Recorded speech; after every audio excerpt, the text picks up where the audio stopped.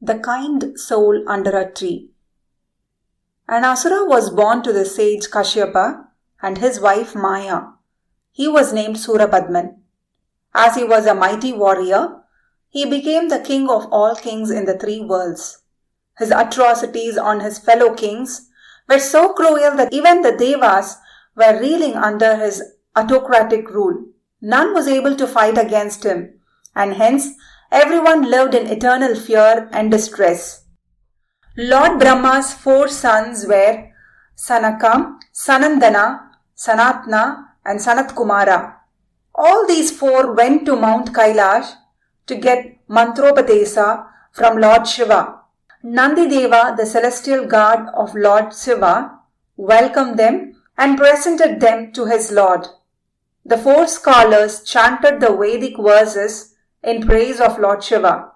They prostrated before him and prayed thus: O Lord, we are unable to discern the essence of Vedas, as it is like a search in a big ocean. You may kindly guide us aright to get the real crux of all Vedas to attain liberation. Pleased with their prayers, Lord Shiva agreed to enlighten them on the right path to attain the true knowledge. He then called his guard Nandideva and asked him not to allow any visitors except Manmada, who is the guardian of love. While he was teaching Brahma's sons, Nandideva stood guard accordingly at the eastern gate of Kailas. Lord Shiva took the four aspiring scholars under the cool shade of Kalala tree and taught them the three roads to knowledge: Chariyai, Kriyai, and Yoga. They further requested the Lord to show them the route to the disciplined way of life to attain eternal wisdom. My dear sons of Brahma, it cannot be taught by mere words. One has to practice hard to learn it, said Lord Shiva, and sat with the Chinmutra sign to exercise control over the mind and the body. Taking the clue from the Lord, the four scholars sat with the Chinmutra sign and went deep into meditation. Though God closed his eyes just for a moment to show his scholarly students the Chinmudra sign and the method to control oneself, it was like a long period for all living beings all over the universe. Earlier, when once Devi covered his eyes in playfulness, the whole world plunged into darkness, causing panic all around. The same scene repeated now also.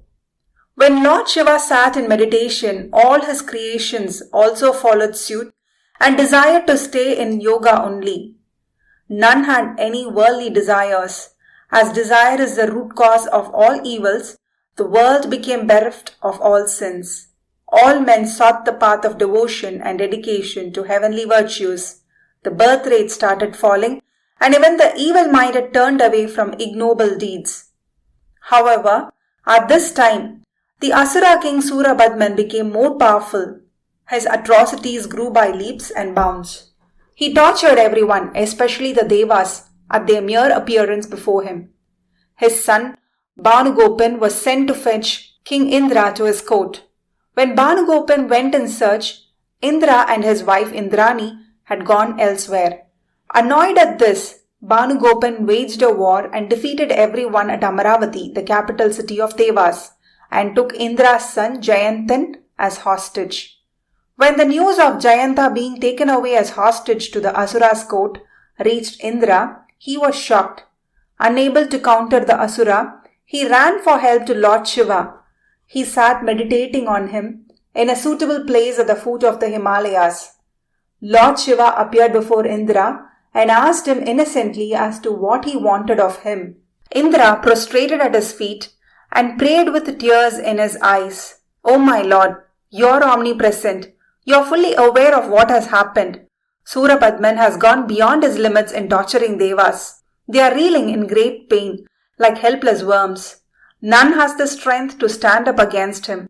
One of his sons, Bhanugopan, has destroyed my capital, Amaravati, and also taken away my son Jayantan as captive. We have no other to help other than you. Despite your goodwill for us, we are suffering a hell. Oh my Lord, is there no end to our hardships? Do not grieve, Indra. You are paying for your sin of having partaken in the yaga performed by Daksha to insult me. I am to get a son who will put an end to your sufferings. He will kill the Asura and protect all of you, said Lord Shiva, and vanished after blessing him. Indra heaved a sigh of relief and went to see Brahaspati, the great teacher of Devas at the city of Manovati, and left his wife Indrani at his palace before he went to see Brahma. Even though God has given him word to help him out of his sufferings, one could not foresee the time by which things would materialize. It may take ages. Who can put up with tortures without the end being in sight? Manmada gets the command. Brahma welcomed Indra with pleasure. Indra narrated about his meditation on Lord Shiva and added that he had appeared before him and promised to do the needful for his well-being. Indra further wanted to know how long he was to wait to get Lord Shiva's grace. When the children fall sick, the parents take care of them. Likewise, the Father of the universe has already agreed to come to your rescue. I am sure that there will be a good turn of events in the near future. But still, let us continue our efforts. It is better to go to Vaikuntham and meet Lord Vishnu there, said Brahma. When Indra apprised Lord Vishnu about what had happened, he also confirmed that good events were definitely drawing near. We had foolishly participated in the yaga conducted by Daksha, which was performed to insult Lord Shiva. As a result, we had to undergo a lot of suffering till now. Lord Shiva has since decided to help us with his grace, and I have no doubt that good times are ahead of us, said Lord Vishnu. At this juncture, Brahma made an appeal to Lord Vishnu. I thought that my sons would help me in my task of creations, but they choose to become ascetics and went to Lord Shiva, seeking supreme knowledge from him. Lord Shiva has been showing them the path of Jnana Yoga under the Kalala tree. Following in his footsteps, all creations have taken to a life of seeking wisdom and meditation. With the result, my work of creation has come to a standstill. Devi Parvati has gone to Himalayas to meditate on Lord Shiva. If the divine couple choose to live away from each other, when will a son be born to them? You have to show us a way out for this problem. Indra added, O my lord, Surapadman has since become the mightiest of all, and there is no match for him. My kingdom is under his sway now, and he is holding my son captive. Though everyone promises an early end to my suffering, it looks so distant and dismal for me. Indra, you feel helpless as you have been suffering for long. Lord Shiva's promise will not go in vain. Devi is meditating and desires to get united to Lord Shiva in wedlock very soon. If only Lord Shiva is disturbed from his yoga, he will get married to Devi to beget a son for our salvation from evils, said Lord Vishnu. O Lord, is it possible to bring back the Lord Shiva from his deep meditative status? Questioned Indra. Manmada has to be summoned for this task. He alone is capable of doing it successfully, said Lord Vishnu. Brahma and Indra returned to the former's abode, which is known as Satyaloka. Brahma thought of Manmada and he appeared before him at once. He wanted to know why Brahma, the embodiment of Vedas, summoned him. Manmada, a very important assignment awaits you. Surapadman is causing hectic havoc to all of us. When Indra prayed to Lord Shiva, he has stated that a son would be born to him to annihilate the Asura king. But he is presently engaged in deep meditation in order to teach my 4 sons. Devi has taken birth as the daughter of King Himavan and is doing great penance to win Lord Shiva as her husband. As soon as they both get united in wedlock, a son would be born to them, who will be our savior. You may therefore set out on a journey with your 5 arrows to disturb Lord Shiva from his yoga, said Brahma. Manmada shuddered at this very suggestion. O Brahma, have I sinned so much that you want me to take up this hazardous job against the mighty Lord Shiva? Did you really summon me for this? Manmada, I have set the right course of action only to save the Devas. Is this wrong? Brahma asked. O Lord, you have asked me to do nothing but my own job. I have made my own father Vishnu to get attracted by Lakshmi. You had married Saraswati only because of my arrows of love. You were also crazy for the dancer Urvasi due to my influence. Indra, Devas, and even sages could not resist their temptation when I have kindled a desire in them. That is why perhaps you are planning to send me for disturbing the Lord. But are you not aware of Lord Shiva's supremacy? Can I approach him at all? Even if I do, will I come back alive? His very presence is enough to silence me. Perhaps you do not want me to survive at all. That is why you inflict such a cruel punishment on me, pleaded Manmada. Manmada, you do not seem to understand our predicament. Noble people will sacrifice even their lives to help others. Once upon a time, Devas wanted to get the nectar from the ocean of milk by churning it with the help of Vasuki, the 1,000-headed snake, as rope. Vasuki could not stand the strain and spat venom through her 1,000 mouths. Lord Shiva saved the entire universe by consuming it himself and getting a dark permanent patch on his throat. After fighting with your father, Vishnu, Indra once went to sage Dadichi, who made a deadly weapon from his backbone. Though he killed himself thus, the weapon was useful in annihilating Rudrasuran. Those who have sacrificed themselves live eternally with a great name and fame. Surapadman is torturing the Devas, and for their sake, you must do this, said Brahma. Manmada would not still agree. Lord, please do not compel me for this task. I shall willingly undertake any other command from you, cried Manmada. Despite Brahma's persuasions, Manmada was reluctant to accept the errand. Indra was extremely sad and was afraid that God's promise would never fructify. Brahma consoled him and continued his efforts. Manmada, you do not seem to pay heed to my request. Will you do as I say or not? Be clear. If you do not obey me right away, remember that I will have to curse you. What is your final answer? Asked Brahma angrily. Manmada hesitated for a while. To go on such a mission to Lord Shiva is indeed a point of no return. Not to go will also invite Brahma's worst anger and curse. Instead of losing my life due to a curse, it is better to incur the wrath of Lord Shiva and die if necessary. Let others at least benefit by my sacrifice, he thought. Well, it is more than certain that I am not going to live long. Let me die incurring the divine anger of Lord Shiva. Please do not get annoyed with me anymore.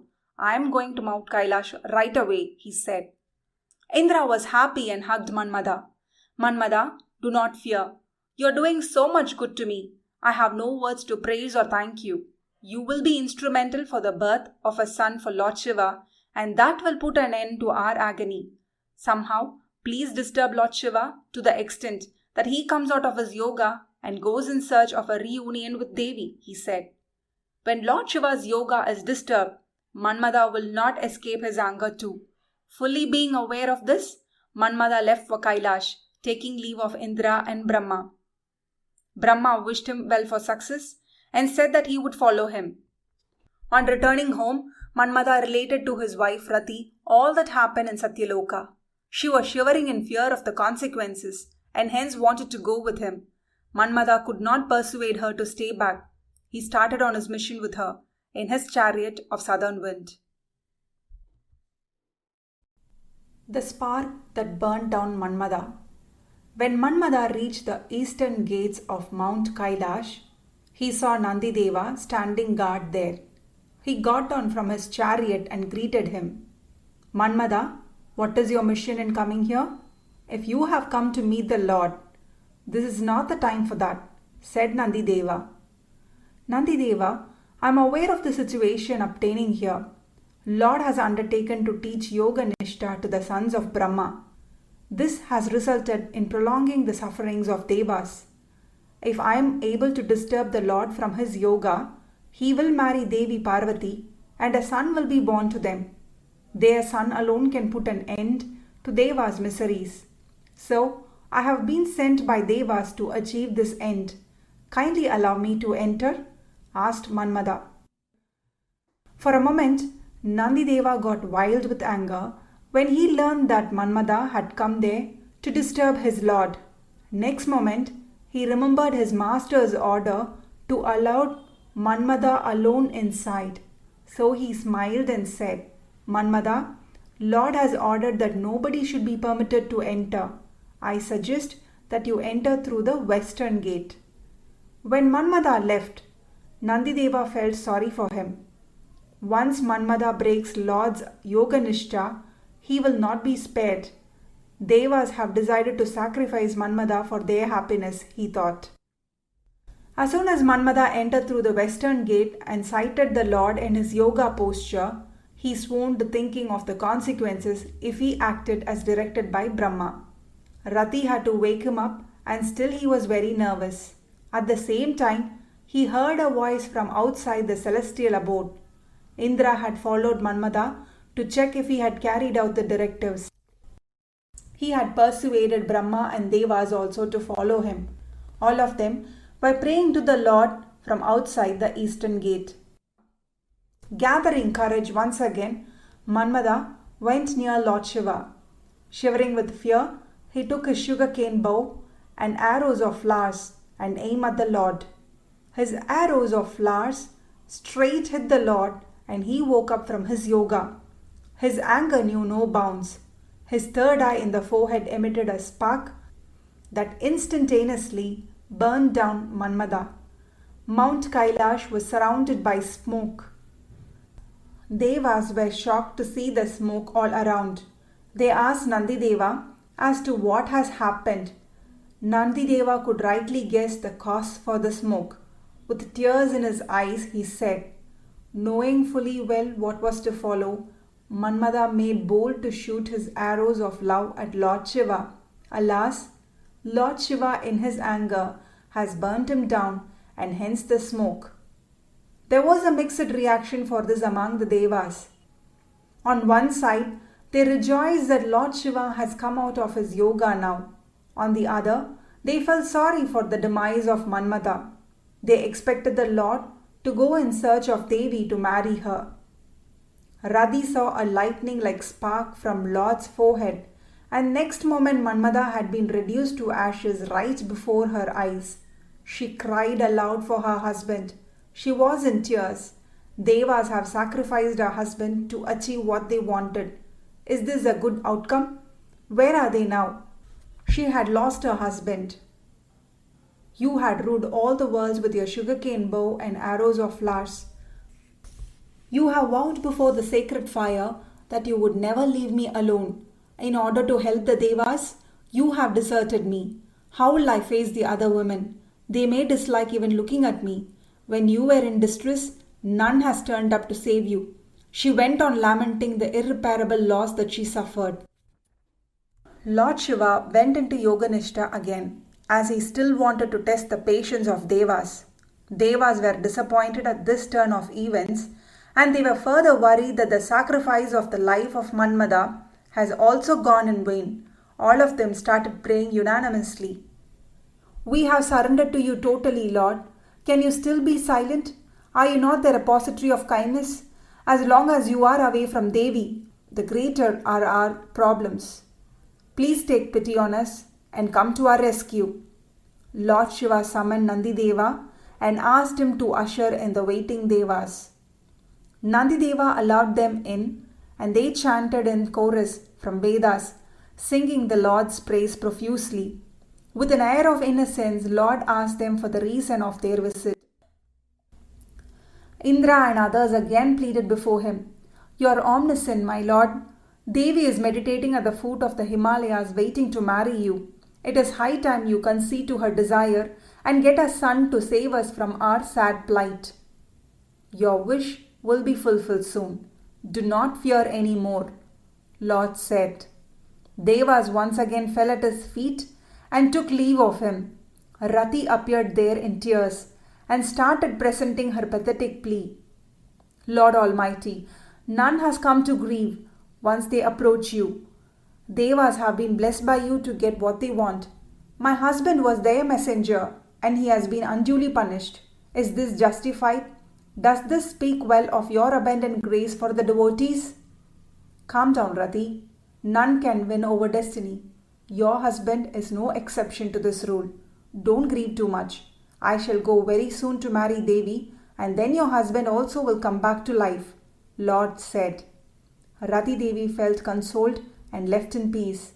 Lord Shiva called the sons of Brahma and asked them to continue yoga lessons as they were taught, so that they can attain salvation at the end.